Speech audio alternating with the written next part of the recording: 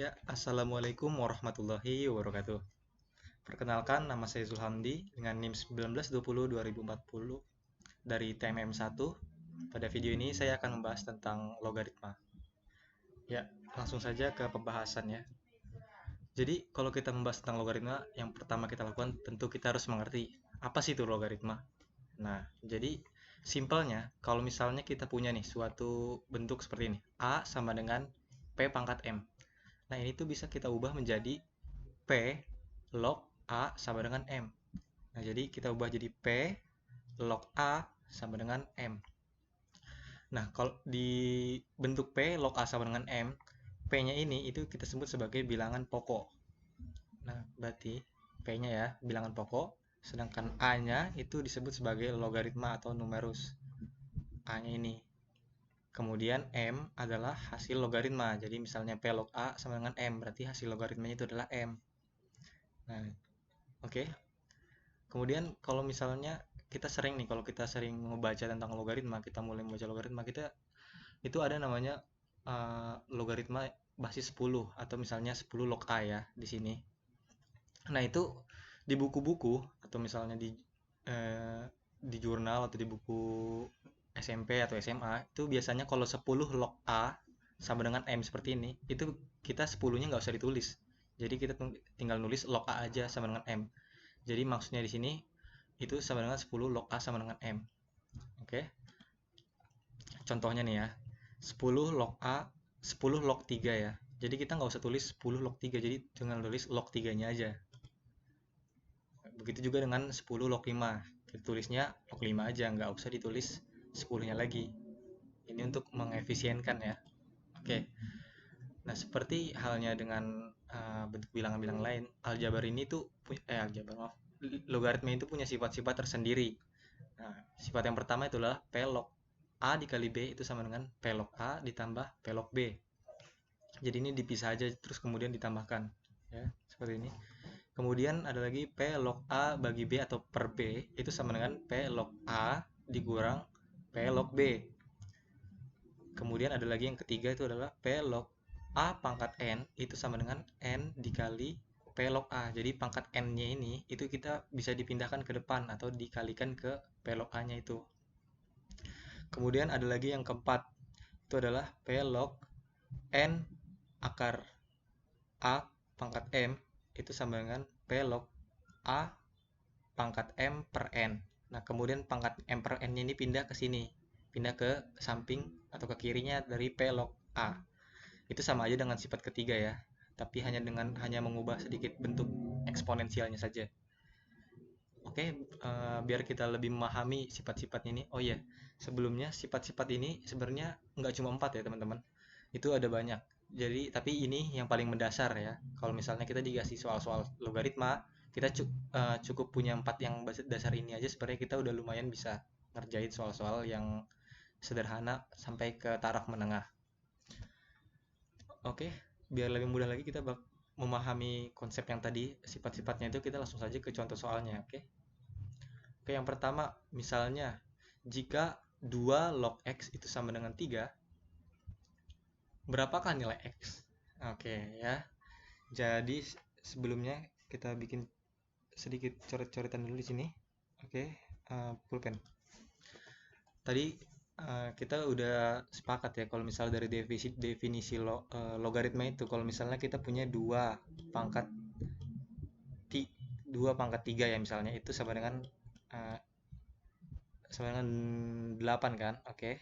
Kemudian itu bisa diubah jadi bentuk logaritma yaitu 2 log 8 sama dengan berapa?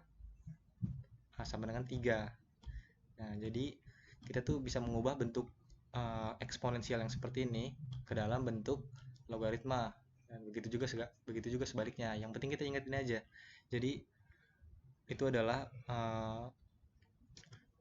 bilangan pokoknya, kemudian dilogaritmakan terhadap hasilnya yang ini menjadi bilangan pangkatnya. Jadi 2 log 8 sama dengan 3. Jadi 2 log berapa sama dengan 3? Ya berarti sama dengan jawabannya 8. Oke. Jadi kita lihat lagi di sini pembahasannya, jawabannya ya, yang tadi sudah saya jelaskan ya kan. 2 log 3 itu sama dengan 2 log X itu sama dengan 3. Berapakah X? Itu sama dengan 2 pangkat 3. Berapa 2 pangkat 3? Ya, 2 pangkat 3 itu 8. Mudah kan? Ya, itu untuk salah satu jenis soalnya. Jadi nggak harus terlalu bikin bingung kan? Kalau begitu kita langsung next ke soal berikutnya. Oke, tadi kan di soal yang sebelumnya itu, oke, itu yang dicari itu kan adalah log X-nya nih ya, yang di tengah-tengah ini.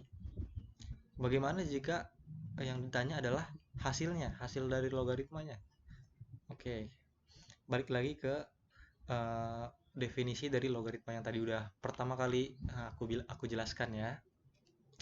Jadi jawabannya itu adalah pertama 4 log 64 adalah sama dengan X kan. Nah, kemudian ingat bahwa bentuk logaritma yang seperti ini kita bisa ubah ke bentuk eksponensial ya. Jadinya 4 pangkat X itu sama dengan 64. Nah, jadi seperti ini.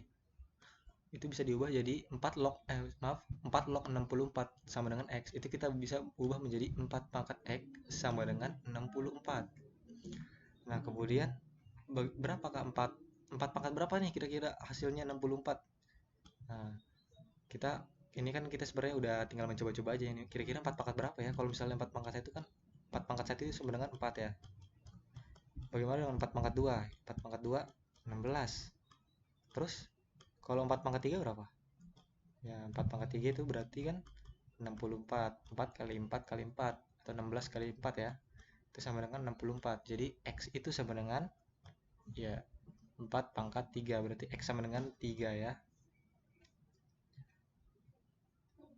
Maaf ya, ini ada sedikit kesalahan nih. Harusnya 3 ini ya. Maaf teman-teman.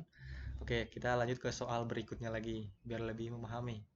Oke, tadi kan kita udah memahami dengan dua soal berikut sebelumnya. Kalau misalnya teman-teman udah memahami, itu kita udah bisa memahami bentuk yang bentuk dari definisi ya. Ini kan definisi yang tadi tuh. Kemudian kalau misalnya penjumlahan dalam logaritma, bagaimana cara mengerjakannya? Oke, tadi kan di slide sebelum-sebelumnya udah aku jelaskan tentang sifat-sifat dari logaritma. Kalau misalnya ada logaritma yang dikalikan di dalam kurungnya, kemudian itu dikeluarkan, jadi dijumlahkan. Oke, langsung saja kita ke pembahasannya. Nah, 2 log 8 ditambah 3 log 9 itu pertama 8 ini kita bisa ubah dulu nih. 8 itu kan 2 pangkat 3 ya, jadi kita bisa ubah dulu jadi 2 pangkat 3 ditambah 3 log 9 itu kan 3 pangkat 2 ya, jadi kita ubah lagi jadi 3 log 3 kuadrat ya. Nah, kemudian di sini ini langsung hasilnya ya. Sebenarnya kita lihat ini dulu nih. Di sini kan 2 log 3 2 log 2 dulu, maaf. 2 log 2 pangkat 3 ya. Nah, sebagaimana yang tadi aku udah jelaskan di sifat-sifat sebelumnya, kalau misalnya ada A log B pangkat C itu bisa berubah menjadi pangkat 3 ya, pangkat berapa aja ya, itu bisa berubah tiganya pangkatnya ini itu pindah ke depan, jadi 3 dikali titik dikali A log B. Oke, nah begitupun dengan yang ini 2 log 2 pangkat 3 berarti itu hasilnya sama dengan 3, nah pangkatnya pindah ke depan ya, dikali 2 log 2. Nah, jadi ini di salah satu sifat logaritma juga ya, kalau misalnya ada 2 log 2 atau basisnya itu sama dengan hasilnya yang ini, itu hasilnya itu sama dengan itu bernilai 1. Jadi 2 log 2 ini pangkat 3 itu sama dengan 3 dikali 2 log 2, oke? Ditambah, nah begini pun begitu juga dengan yang ini ya, itu pangkat kuadratnya ini itu kita pindahkan ke depan, jadi 2 dikali 3 log 3. Nah, tadi kan udah dijelaskan ya, kalau misalnya ada bilangan pokoknya dengan hasilnya itu sama, itu berarti itu hasilnya 1, berarti yang 2 log 2 itu sama dengan 1 ya, berarti 3 dikali 1 ditambah 2 dikali ini juga 1, karena ini 3 dan 3 sama dia Ini jadi kali 1. Berarti 3 dikali 1 3 dong. 3. Terus 2 dikali 1 2 juga dong. Nah, berarti 3 tambah 2 berapa? Sama dengan 5. Oke. Dan kita ke contoh soal berikutnya lagi nih, biar lebih memahami lagi. Nah, ada soalnya seperti ini. Jika log 100 itu sama dengan X, maka tentukanlah nilai X-nya. Oke, oke teman-teman, tadi kan udah aku jelasin ya, kalau nggak salah itu ada di slide ketiga ya. Kalau misalnya tadi diundur lagi videonya, itu nanti kalian bisa lihat kalau misalnya ada logaritma berbasis 10. Nah itu, dan ini contoh soalnya nih ya teman-teman ya. Kita bisa lihat, oke. Nah, bagaimana cara mengerjakannya? Yang pertama, kita ubah dulu nih. Kalau log 100 sama dengan X. Ingat ya, tadi yang udah aku bilang itu kalau misalnya kita nggak dikasih tahu nih tulisan lognya, kita nggak dikasih tahu basisnya ini berapa nih. Nah, itu kalau misalnya nggak dikasih tahu begini, itu tadi otomatis sama dengan 10 ya. Berarti itu di sini sebenarnya atas 10 di sini. Berarti 10 log 100 sama dengan X. Nah, dari definisi logaritma ini kita bisa ubah menjadi 10 pangkat X itu sama dengan 100. 10 pangkat X sama dengan 100. Kira-kira 10 kali berapa? 10 pangkat berapa yang hasilnya 100? Ya ini kita sama-sama bisa menalar ya. 10 kali 10 itu udah 100. 10 pangkat 2. Berarti X itu sama dengan 2.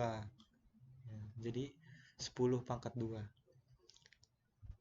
Mudah kan?